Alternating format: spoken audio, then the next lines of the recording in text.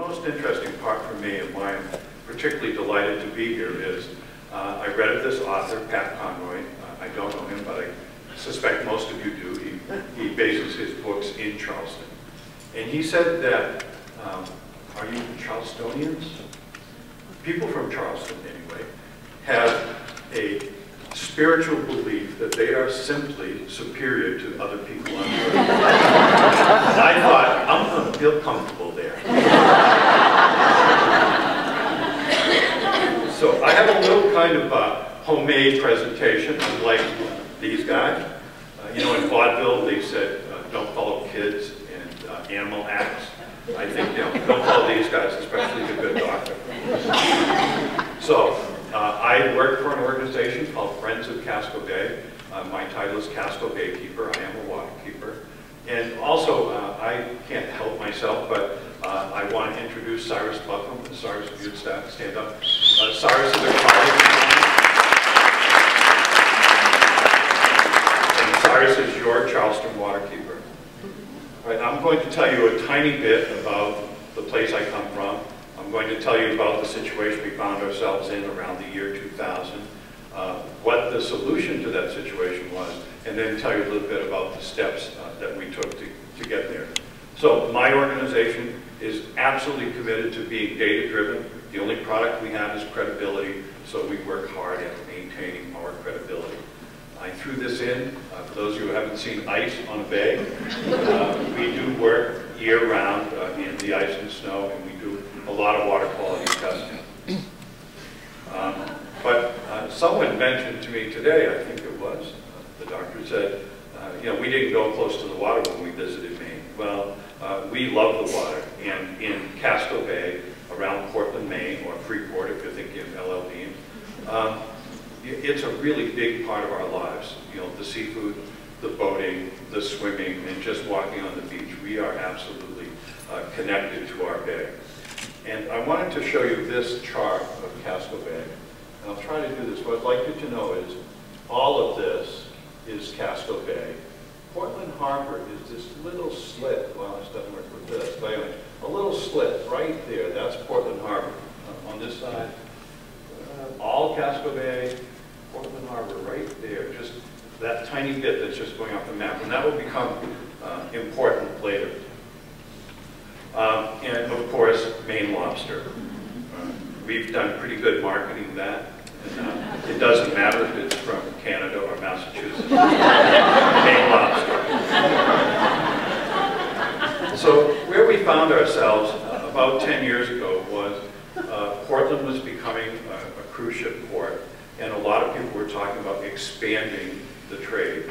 And as an organization that is limited to working on water issues, we became concerned. We don't work on air issues or any other issues, just water issues. You've heard that I'm a marine biologist. That's what I know about. I don't know anything about air and other things. So we stick to water. I want you to remember that. That's why that's the parts we address. So they're coming, and you've heard of a litany of times where the cruise industry has been less than gracious about what they left behind. So we were concerned and wanted to make sure that our bay and the waters in Maine were adequately protected. Now this is not like the newest cruise ships. This is an old cruise ship, but this cruise ship pumped raw sewage and oil into our harbor. And that was important to us, of course. It was reported by a ship agent, which was important to us.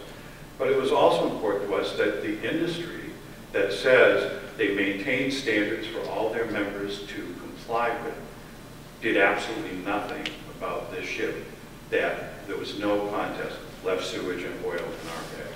And that, you know, that got our attention even a little more. Now, why do we talk about cruise ships? Portland, often, we vary between first and second, but we're often the largest oil importing port on the East Coast. We have a lot of oil. But when you look at an oil tanker on the top of this slide, 900 feet long, 150 feet wide, 52 feet below the water, they only have 18 to 24 people on board.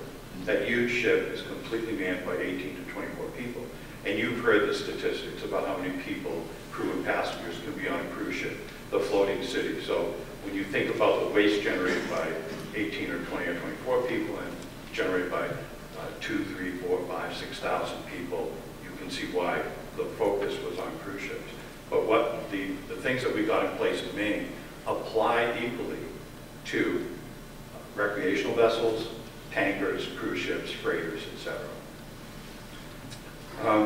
Another part of our work is preventing sewage from going into the bay. Sewage from recreational boats is part of that. On the lower part of the slide is our pump-out boat. We go around and pump out heads holding tanks from marine toilets. We do a heck of a job at this. The height of our doing pump-outs was 1,170 pump-outs in one season.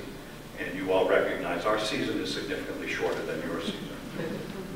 But that adds up to perhaps in one season 18,000 gallons. To date, we've kept over 100,000 gallons from going into our bay.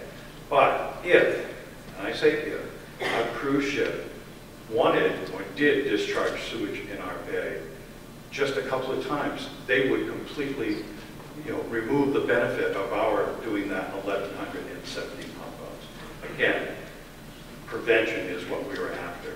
One of my friends in the Coast Guard said, when people said, we need to trust the cruise industry, and he said, trust but verify. And that's what we were going for. Here is where it says we kept 110,000 gallons up. I just like to show this picture because Helen is our pump-out skipper, or was for 4 years. Many people think she's an unlikely pump-out boat skipper. She was a lobster woman before that, and now she's in medical school, so she's not coming back next year.